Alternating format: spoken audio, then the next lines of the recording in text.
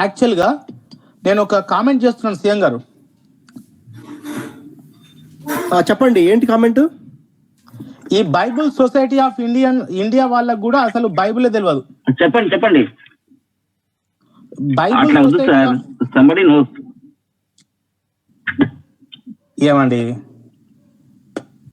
నేను నా పాయింట్ మీద నిలబడుతున్నాను సార్. ఇప్పుడు ఎవరినైనా వచ్చి నన్ను క్వశ్చన్ చేయమనండి, బైబుల్ సొసైటీ ఆఫ్ ఇండియా వాళ్ళకి అసలు హిస్టరీ తెలియదు.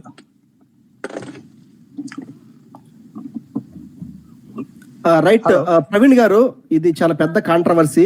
మీరు నిజంగానే do you stand by your word?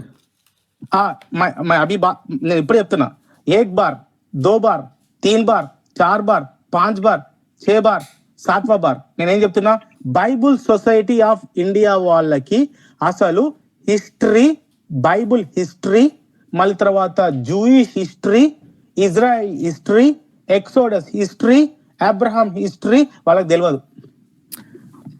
I think మేము మీతో ఖచ్చితంగా కాంట్రాడిక్ట్ అవుతున్నాము. నేను ఇంకొకసారి చెప్తున్నాను, మీరు వినండి, అది ఎవరైనా కానీ ఉతికి ఆరేస్తాం ఇక్కడ. ఎవరైనా కానీ అబద్ధాలు చెప్తే మీరు you have to stand by your word first of all, otherwise it applies to you and to me as well. CM గారు పక్కన పాస్టర్ గారు ఉన్నారు. నేను ఒక విషయం చెప్తున్నా, నిన్న match Pakistan versus England. Bible society of India వాళ్ళకి బైబిల్ తెలియదన్న డాక్టర్ ప్రవీణ్ దానికి సమాధానంగా అబద్ధాలు చెప్తే నిన్ను సైతం ఉతికి ఆరేయాల్సి ఉంటుంది అన్న సీఎం.